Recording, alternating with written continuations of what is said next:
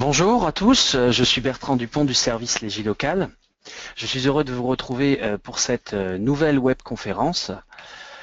Avant de commencer, je vais faire une présentation très rapide du service Légilocal. Légilocal a deux objectifs, mutualiser les expertises et sécuriser les décisions juridiques des cadres territoriaux et des élus locaux. Nous avons des services gratuits et premium, comme vous voyez ici, pour profiter des services gratuits qui sont l'espace collaboratif, la base mutualisée et le fronton numérique. Il suffit de vous inscrire sur le réseau à l'adresse réseau.legilocal.fr.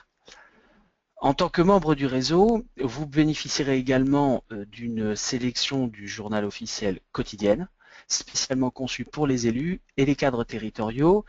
Et enfin, vous serez informé des prochaines conférences en ligne. En effet, chaque mois, l'équipe de juristes de l'assistance juridique, dont je fais partie, vous propose une conférence en ligne gratuite sur un thème d'actualité qui est au cœur des préoccupations des responsables des collectivités. Ainsi, pour le mois de février, nous vous proposons d'aborder les points essentiels de la recodification du Code de l'urbanisme et les nouvelles mesures qui en sont issues.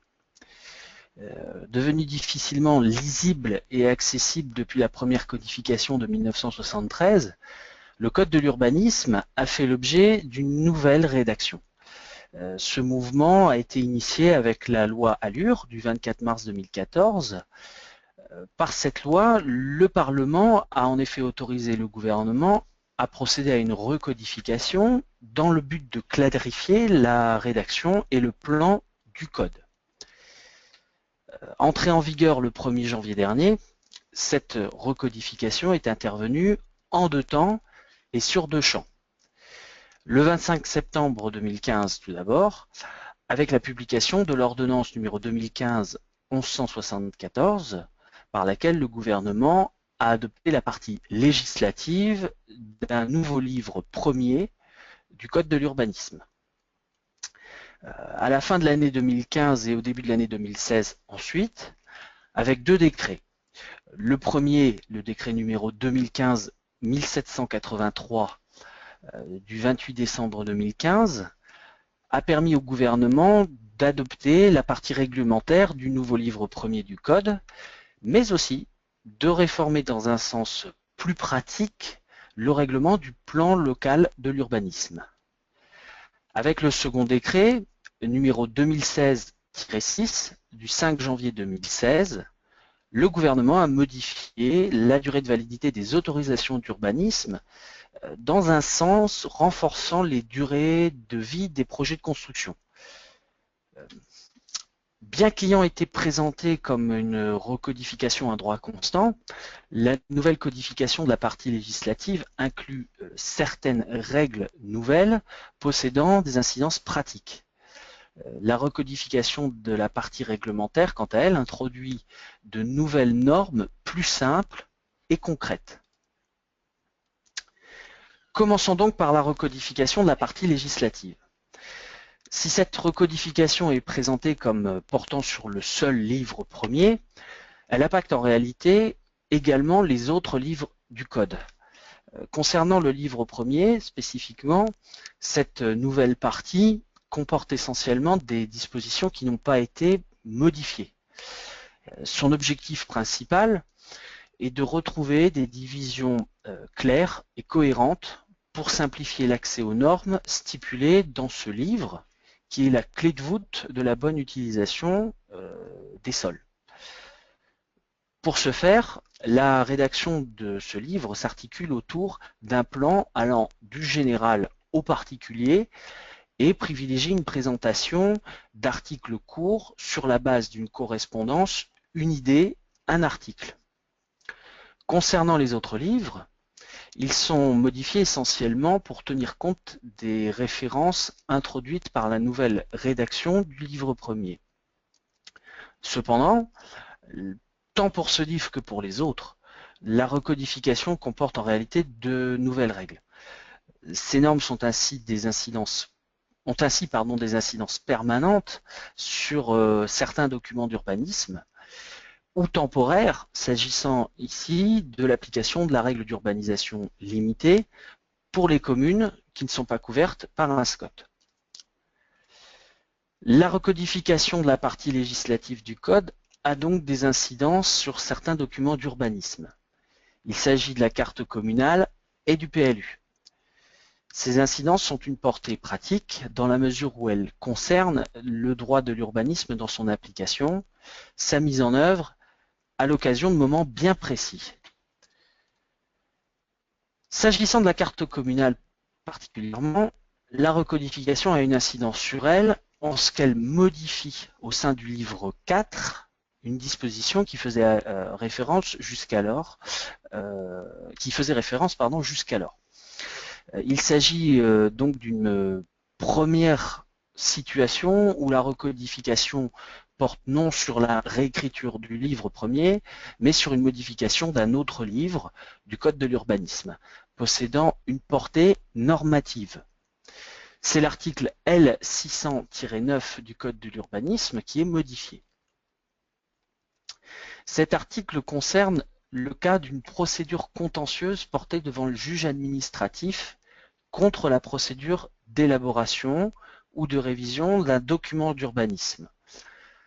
Il offre notamment au juge la possibilité de surseoir à statuer lorsqu'il estime qu'une illégalité de fond, entachant l'élaboration ou la révision du document, est susceptible d'être régularisée par une procédure de modification de cet acte. Ce sursis à statuer dure dans un délai que le juge fixe lui-même pour permettre la régularisation.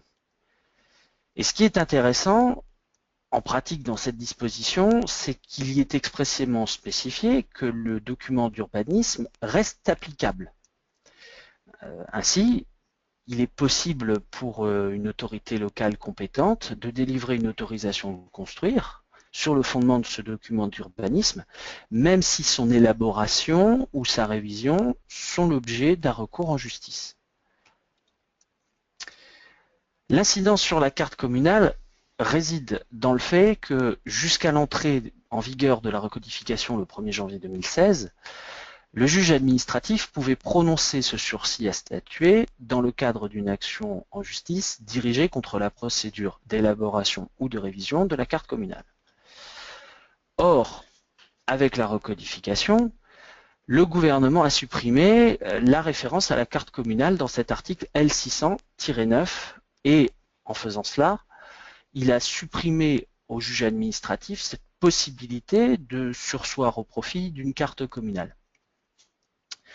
Une interprétation de cette disposition à portée normative de la recodification peut être qu'elle s'inscrit dans le mouvement plus global et ancien maintenant de l'affaiblissement de la carte communale voulu par l'État afin d'inciter les collectivités territoriales à adopter des plans locaux d'urbanisme. S'agissant du PLU, l'incidence de la recodification est située dans le livre premier du Code. C'est ici aussi une situation où la recodification porte non sur la réécriture du livre premier, mais sur une modification du Code de l'urbanisme. Cependant, ce qui est le plus remarquable ici, c'est qu'il s'agit d'une modification du livre premier lui-même. La recodification du livre premier n'est donc pas seulement une réécriture à droit constant, mais c'est aussi une modification ayant une portée normative. C'est l'article L153-31 du Code de l'urbanisme qui est concerné ici. Cet article porte sur la révision du PLU et les cas imposant qu'il y soit procédé. Jusqu'à l'entrée en vigueur de la recodification, il devait être ainsi procédé à une révision du PLU lorsque la structure territoriale compétente, commune ou EPCI, souhaitait ouvrir à l'urbanisation une zone à urbaniser, une zone AU, qui ne l'avait pas été dans les 9 ans suivant sa création ou qui n'avait pas fait l'objet d'acquisitions foncières significatives dans la même période. Les acquisitions en cause devaient l'être par une structure publique, c'est-à-dire la commune ou le PCI compétent, mais aussi par un opérateur foncier agissant pour leur compte, comme par exemple un établissement public foncier. À l'occasion de la recodification, cette disposition n'a pas été reprise dans le livre premier et a donc disparu de l'ordonnancement juridique. L'autorité territoriale compétente en termes de PLU n'est donc plus actuellement contrainte de réviser son PLU lorsqu'elle souhaite faire évoluer une zone AU de plus de 9 ans en zone U. On peut s'interroger sur cette libéralité soudaine offerte aux autorités locales.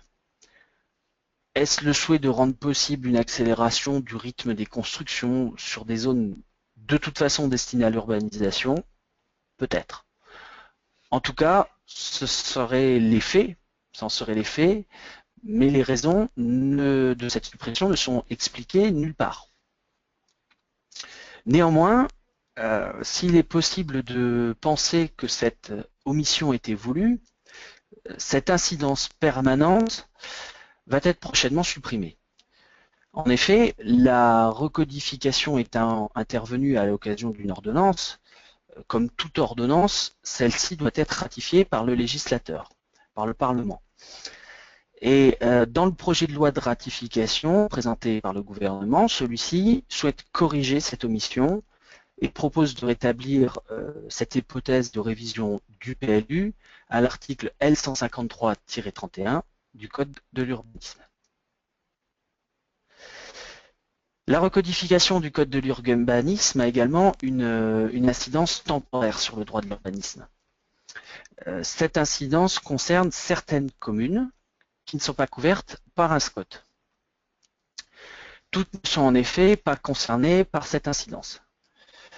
Il s'agit des communes situées à plus de 15 km du rivage de la mer ou à plus de 15 km de la limite extérieure d'une unité urbaine de plus de 15 000 habitants. L'incidence porte sur l'application de la règle d'urbanisation limitée.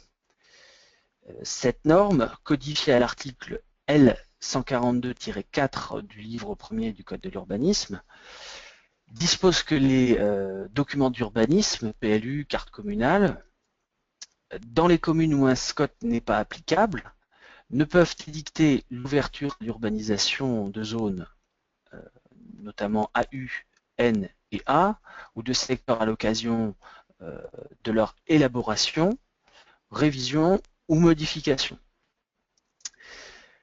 L'urbanisation n'est dès lors plus possible que dans les zones U ou les secteurs constructibles. Ces communes peuvent toutefois obtenir une dérogation en sollicitant l'accord du préfet.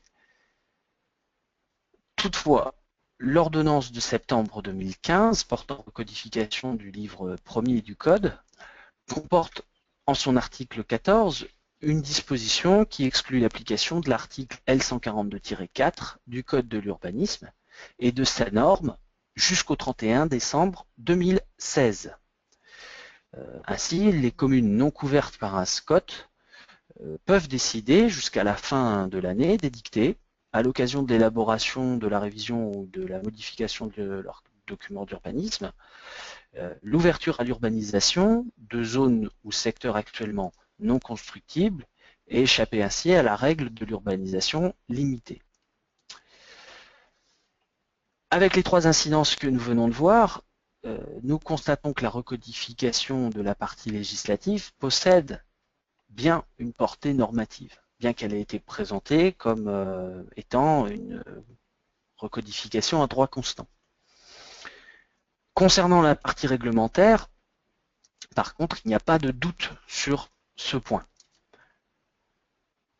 En effet, cette recodification portant sur la partie réglementaire du livre premier du Code de l'urbanisme procède à la refonte du règlement du PLU, qui n'avait pas connu d'évolution depuis une cinquantaine d'années. De nouvelles normes y sont donc édictées, qui sont autant de nouvelles possibilités offertes aux collectivités et possédant une portée pratique. Dans la foulée du décret réformant le règlement du PLU, un second décret a par ailleurs été adopté, qui accroît la validité des autorisations d'urbanisme en l'alignant sur la date réelle de lancement des travaux. La modernisation du PLU, à laquelle il est procédé dans le cadre de la recodification du livre premier, a pour but de le rendre plus lisible. À cette fin, il est restructuré en 3 chapitres. Cette restructuration se veut pratique dans la mesure où elle a été pensée pour que les chapitres répondent chacun à une question. Il y a donc désormais un chapitre sur, d'abord, l'affectation des zones et la destination des constructions, répondant ainsi à la question « Où puis-je construire ?». Un autre chapitre portant sur les caractéristiques urbaines, architecturales, naturelles et paysagères, répondant à la question comment prendre en compte mon environnement. Et enfin, une troisième question et dernière question qui porte, chapitre qui porte sur les équipements et les réseaux pour répondre à la question comment puis-je me raccorder.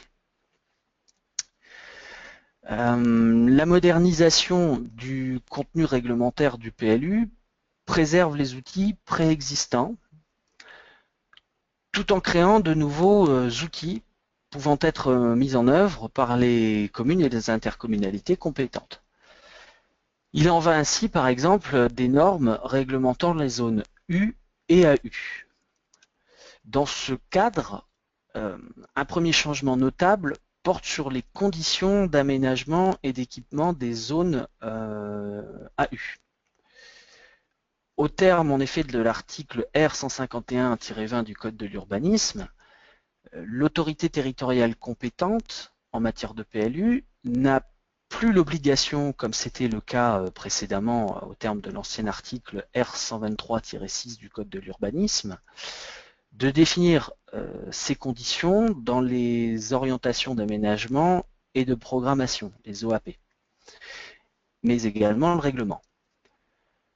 De plus, au titre du nouvel article R151-8 du Code de l'urbanisme, si l'autorité territoriale souhaite définir ces conditions, elle peut n'avoir recours qu'aux OAP. Néanmoins, si elle a recours aux OAP, elle devra les déterminer de telle manière qu'elle puisse garantir la réalisation de projets d'aménagement cohérents. Le second changement porte, lui, sur la définition des règles applicables aux zones U et AU. En effet, l'article R151-20 du Code de l'urbanisme élargit les possibilités de classement en zone AU. Jusqu'à présent, en fait, seuls les secteurs à caractère naturel pouvaient être classés en zone AU, c'est-à-dire des secteurs ne bénéficiant pas dans leur périphérie immédiate des équipements nécessaires à leur urbanisation, des voies publiques, des réseaux, etc. Si tel était le cas, un secteur pouvait être reclassé en zone U par le juge. Nous en avons un exemple dans l'arrêt du Conseil d'État du 20 janvier 1988, Madame Guillot. Avec la recodification, la référence au secteur à caractère naturel a été abrogée et il est donc désormais possible pour l'autorité territoriale compétente de classer un secteur possédant les équipements nécessaires à son urbanisation en AU et non en U. Dans la foulée du décret réformant le PLU, un second décret a été adopté le 5 janvier dernier. Ce décret a pour but de modifier la durée de validité des autorisations d'urbanisme en l'alignant sur la date réelle de commencement des travaux. S'agissant de la modification de la durée de validité, celle-ci peut être désormais portée jusqu'à 6 ans dans certains cas.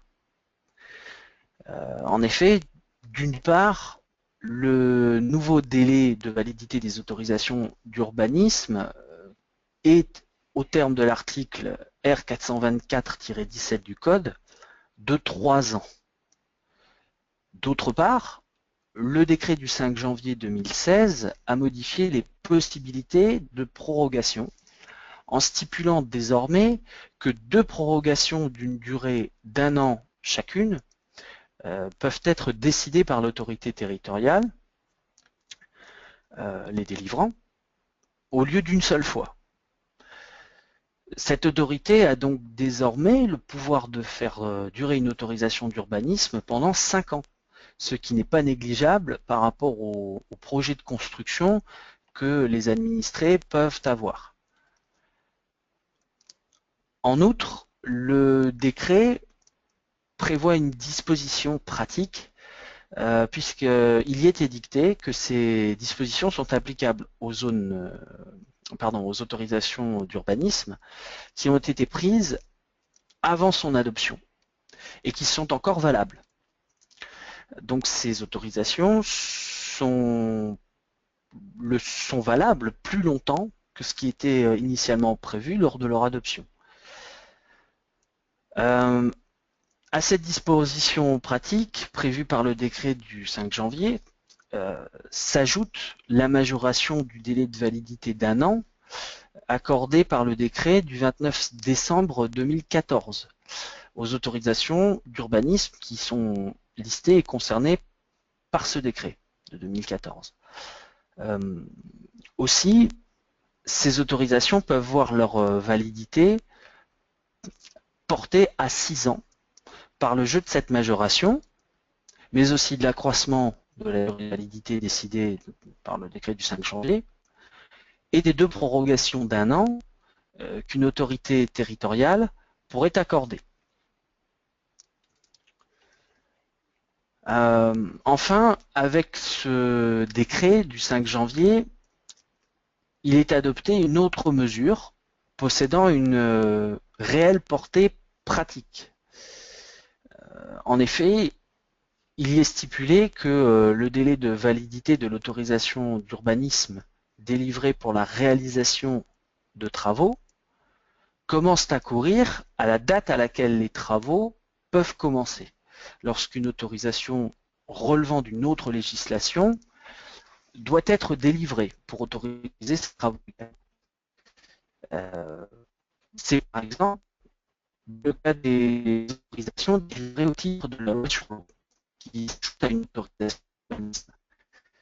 Il arrive en effet que pour certaines constructions, ces autorisations sont délivrées après le permis. Et alors que celui-ci voit son délai de validité propre délivrant. Donc, potentiellement, vous pouvez rencontrer la situation que les travaux ne puissent commencer en raison d'une délivrance de l'autorisation au titre de la loi sur l'eau intervenant après le terme de la durée de validité de l'autorisation d'urbanisme, même si c'était quand même une situation plus théorique que pratique en réalité. Désormais, de toute façon, cette situation n'est plus possible, le droit ayant été, pour le coup, adapté à la pratique.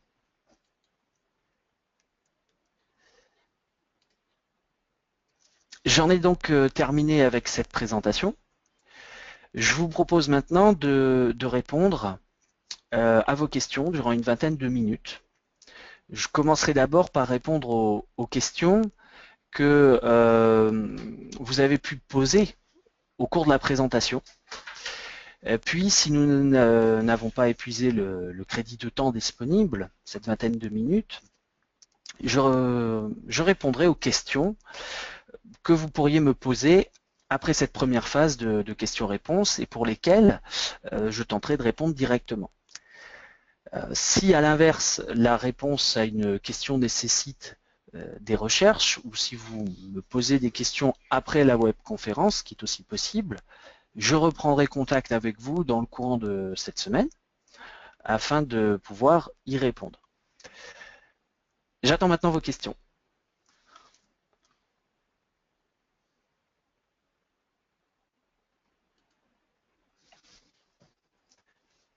Alors n'hésitez pas, si vous avez des questions à les poser. Comme je vous ai dit, vous pouvez d'ores et déjà en poser. Est-ce qu'on en a une première?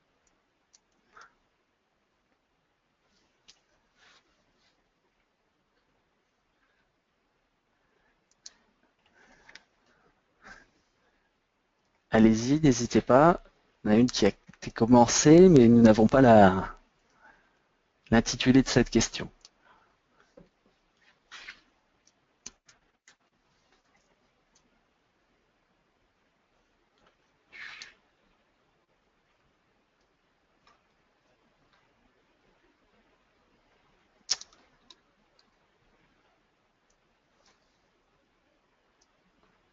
D'accord, alors nous avons déjà une première question d'une personne qui souhaite que je réexplique le dernier point.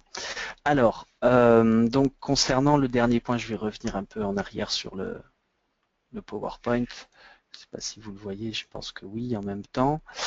Donc, il y a un décret qui a été adopté le 5 janvier dernier, dont l'objectif c'est donc de modifier la durée de validité des autorisations d'urbanisme. Et comme je vous ai expliqué, l'idée c'est vraiment de l'aligner sur la date réelle de commencement des travaux. Nous avons donc tout un point de majoration qui permet de porter la validité, la durée de la validité jusqu'à 6 ans. Mais il y a donc une autre disposition, une autre mesure qui a été adoptée dans ce décret du 5 janvier, qui est en fait le fait que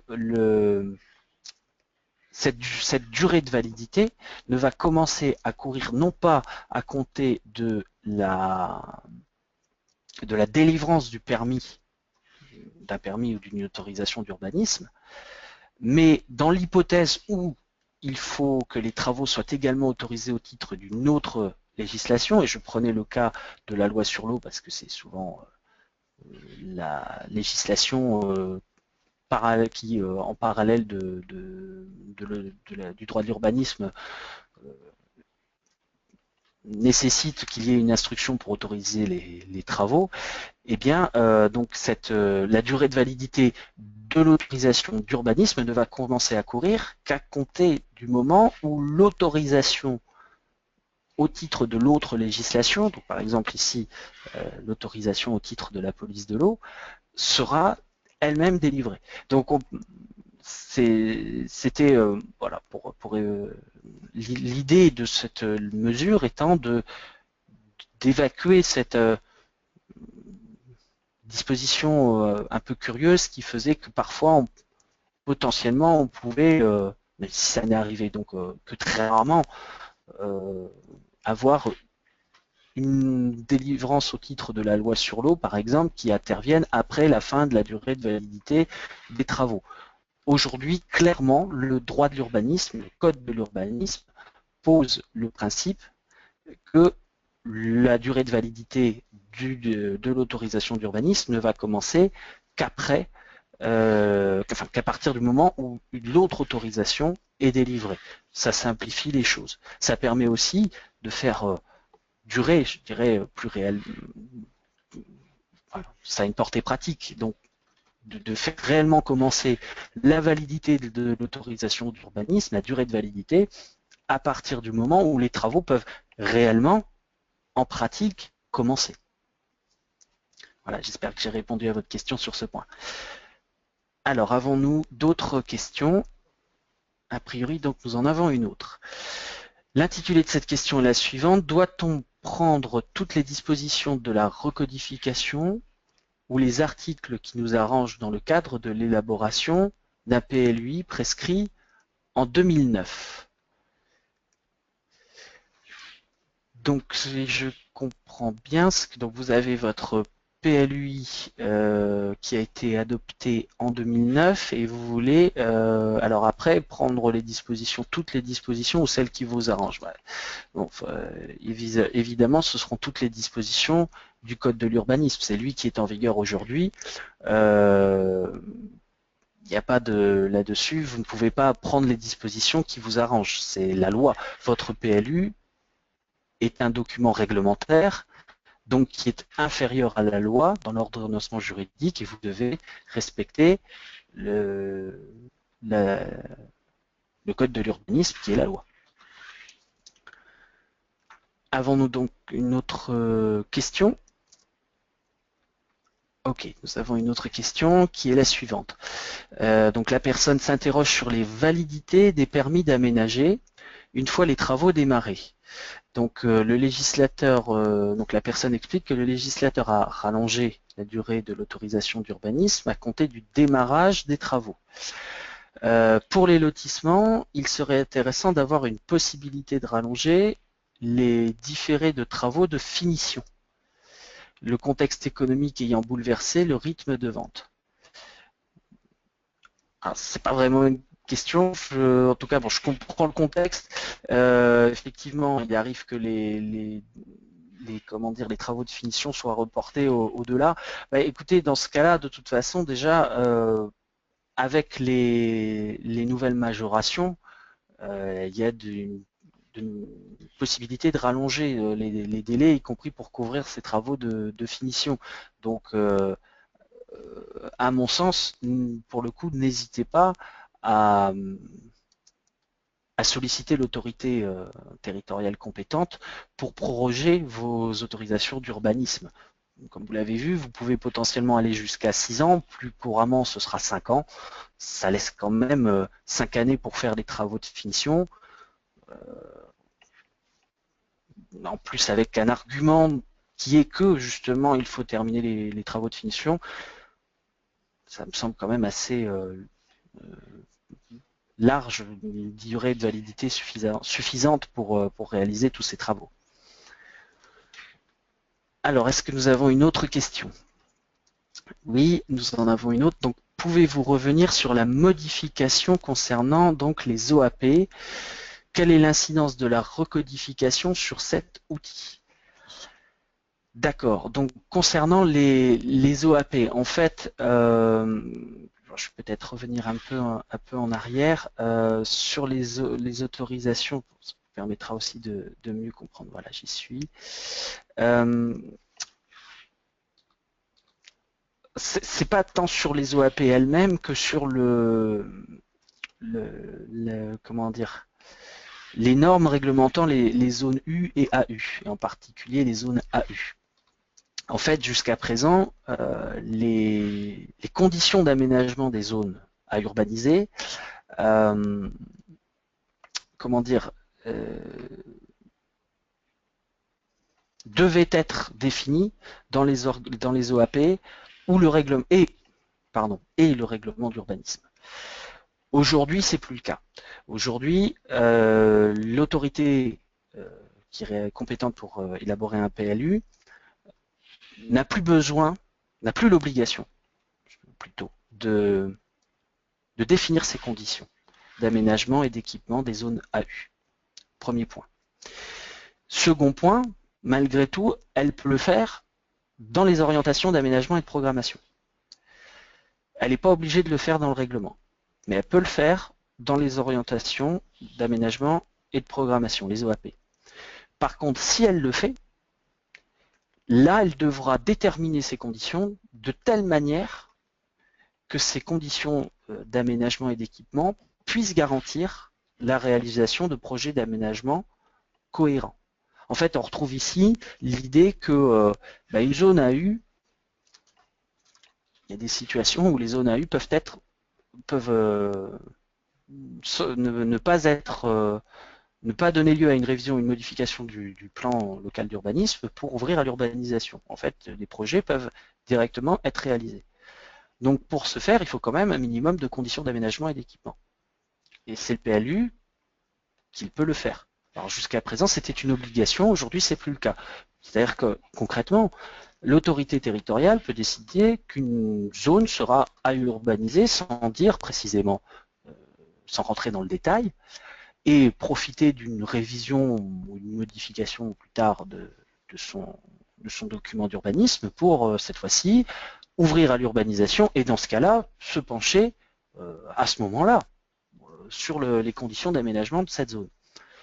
Maintenant, elle peut aussi, elle a toujours cette possibilité de le faire, de définir ses conditions lorsqu'elle décide qu'une autorisation d'une zone à urbaniser, lorsqu'elle décide de créer une zone à urbaniser. Mais à ce moment-là, elle peut le faire d'une part que dans les OAP et plus uniquement les OAP et le règlement. Et si elle le fait, il faut que ça soit d'une manière qui puisse permettre la réalisation de projets.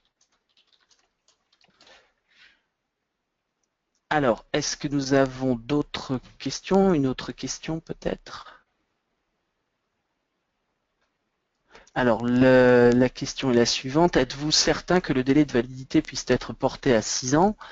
Le décret de 2014 portait de 2 à 3 ans le délai de validité initiale à 3 ans. Donc, si cumuler les deux, cela fait porter ce délai à 4 ans.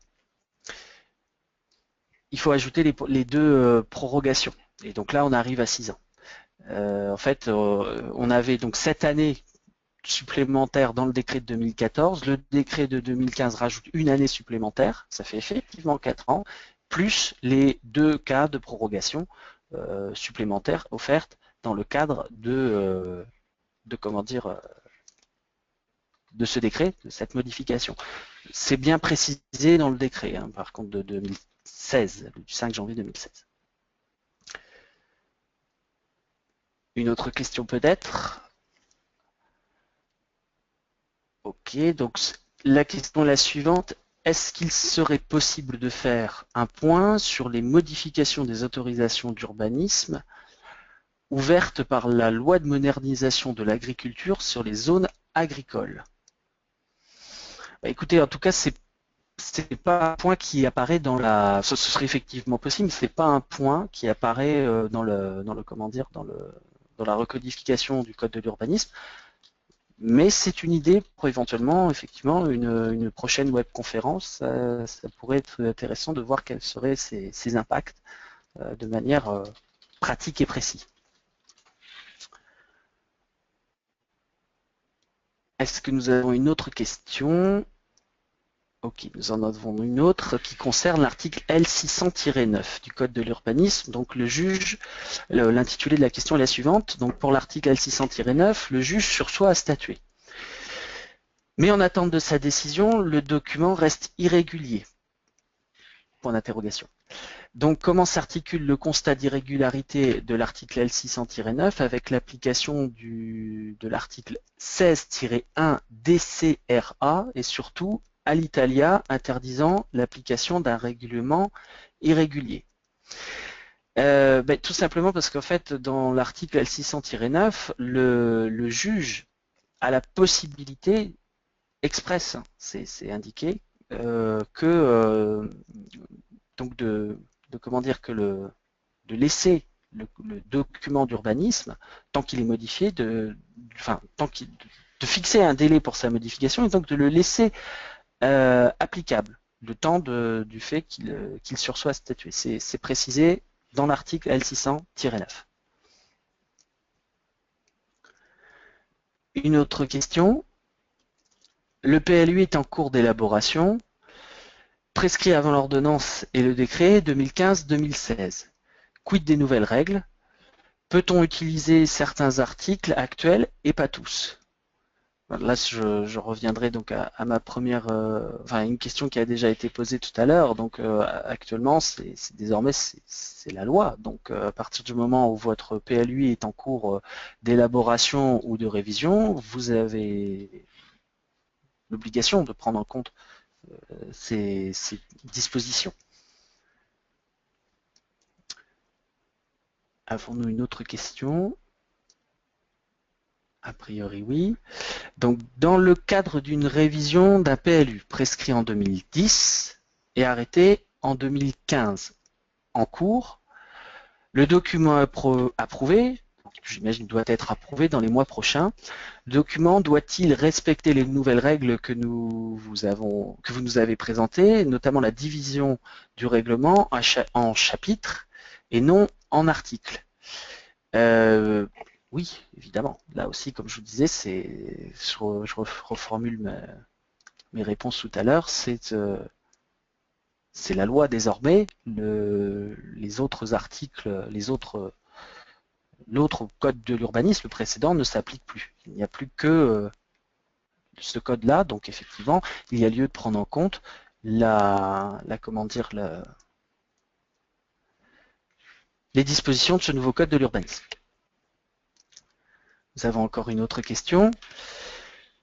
Quid des zones AU strictes non modifiées pendant plusieurs années, donc classement en A ou en N, si cette disposition de la loi Allure, alors je ne comprends pas tous les éléments de la question, cette disposition de la loi Allure semble avoir été redéfinie depuis peu.